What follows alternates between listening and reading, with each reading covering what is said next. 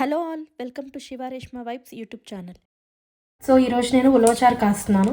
So ఇవి ఉలవల నుంచి ఉడకబెట్టి తీసిన వాటర్ అనమాట. వీటితో ఈరోజు ఉలవచారు కాస్తున్నాను. లేదంటే మనం బయట ప్యాకెట్స్ ఉంటాయి, ఉలవచారు ప్యాకెట్స్, అవి తీసుకొచ్చుకునైనా సరే సేమ్ ప్రాసెస్ ఫాలో అవ్వచ్చు. సో నేను ఏం చేశానంటే ఇప్పుడు ఈ బౌల్ తీసుకున్నాను. ఈ స్మాల్ ఆనియన్, ఒక 2 పచ్చిమిర్చి కట్ చేసుకున్నాను, అవి వేస్తున్నాను.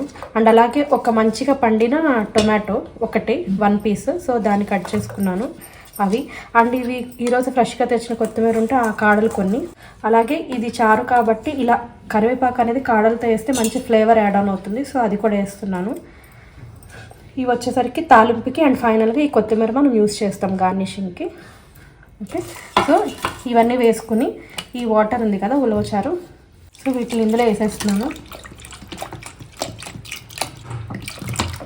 సో ఆ బాటిల్లో ఉన్న ఉలవ నీళ్ళని ఇందులో పోసేసాను. సో ఇది తీసుకెళ్ళి నేను ఇంకా స్టవ్ మీద పెట్టి కొంచెం మరగబెట్టుకోవాలి. ఇవి మంచిగా మరగాలన్నమాట. మరిగి ఏమవుతాయి అంటే ఇందులో వేసిన ఇవన్నీ కొంచెం ఉడికి మెత్తగా అవుతాయి. అలా మరిగేంత వరకు మనం కాసేపు దీన్ని బాయిల్ చేసుకోవాలి. ఇది ఒక 10 to 15 మినిట్స్ పడుతుంది. ఒక స్మాల్ సైజ్ లెమన్ అంత చింతపండు తీసుకున్నాను. సో తీసుకుని దాన్ని వాటర్లో నానబెట్టేశాను. సో ఇలా మంచిగా నానిపోయింది. సో ఇదంతా తీసేస్తాను. ఇంకా తీసేసి వాటర్ ఒకటి ఉంచుకుంటాను. అవి మంచిగా బాయిల్ అయ్యాక అందులో సాల్ట్, కారం, కొంచెం పసుపు అవన్నీ వేసి మరగబెట్టి కొంచెం తర్వాత ఈ చింతపండు నీళ్ళు కూడా అందులో వేసేసి మరగబెట్టాలి. ఇలా పిప్పంతా ఇందులో వచ్చిన వేస్ట్ అంతా ఇట్లా తీసేసాను. సో ఓన్లీ ఇలా వాటర్ మాత్రం ఉంచాను.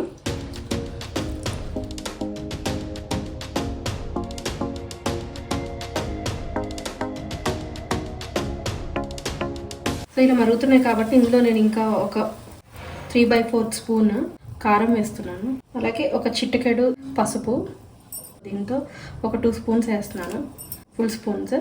సో మీరు నార్మల్ టేబుల్ స్పూన్ అయితే ఒక 1.5 వేసుకోండి.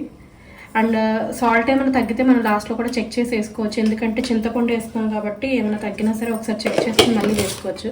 సో వన్స్ ఎక్కువైందంటే మళ్ళీ తీయలేం కాబట్టి ఫస్ట్ అయితే కొంచెం తక్కువ వేస్తున్నాను. సో ఇంకొంచెం మరగనిచ్చి అప్పుడు మనం తీసుకున్న చింతపండు వాటర్ కూడా యాడ్ చేసేద్దాం ఇందులో. ఉలవచారు అనేది మరుగుతూ ఉంది కదా, ఈలోపు నేను తాలింపుకి రెడీ చేసుకుంటున్నాను. సో దానికోసం ఒక 4 వెల్లుల్లి రెబ్బలు, అలాగే కొంచెం జీలకర్ర. సో వీటిని స్మాష్ చేసి ఇందులో తాలింపులో వేస్తే చాలా బాగుంటుంది, ఫ్లేవర్గా ఉంటుంది. ఇందులో వేసిన ఆనియన్, పచ్చిమిర్చి, కొత్తిమీర, కరివేపాకు ఇవన్నీ మరిగిపోయినాయి. సో చింతపండు వాటర్ అనేది ఇలా యాడ్ చేసేస్తున్నాను. యాడ్ చేసేసి కొంచెం మీడియంలో పెట్టుకుని ఒక 2-3 మినిట్స్ మరగబెట్టుకున్నాను. సో ఇది మంచిగా మరిగింది. సో ఇందులో సాల్ట్, కారం ఇవన్నీ సరిపోయిన లేదో ఒకసారి చెక్ చేసుకుంటాను.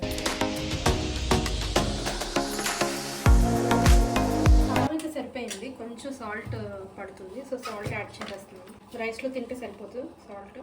సో నేను ఇంకొక స్పూన్ సాల్ట్ యాడ్ చేసేసాను. యాడ్ చేసేసి కలిపేస్తున్నాను. ఇంకా ఉలవచారు అనేది ఆల్మోస్ట్ అయిపోయినట్లే. ఒక 2 నిమిషాలు మరగబెట్టేసి ఇంకా తాలింపు వేసేస్తాను. సో తాలింపు కోసం స్టవ్ మీద కడాయి పెట్టేసుకున్నాను, ఒక చిన్న కడాయి. సో దానిలో ఆయిల్ యాడ్ చేసేస్తున్నాను.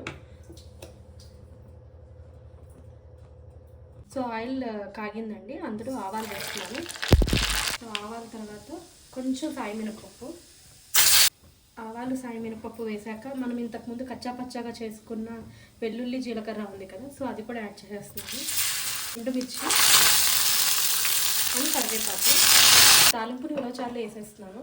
వేసేసి వెంటనే తాలింపు వేసేసి వెంటనే ఈ ప్లేట్ అనేది క్లోజ్ చేసేసాను, లిడ్ అనేది. సో ఆ తాలింపు ఫ్లేవర్ అనేది బయటకు రాకుండా మంచిగా చారుకు పట్టేస్తుంది. ఒక 1 మినిట్ ఆగి ఇంకా కొత్తిమీరతో గార్నిష్ చేస్తున్నాను. Thanks for watching. మీకు మా వీడియో నచ్చినట్లయితే లైక్ చేయండి, కమెంట్ చేయండి, మీ ఫ్రెండ్స్ అండ్ ఫ్యామిలీ మెంబర్స్కి షేర్ చేయండి. Please subscribe to Shiva Reshma vibes YouTube channel and support us.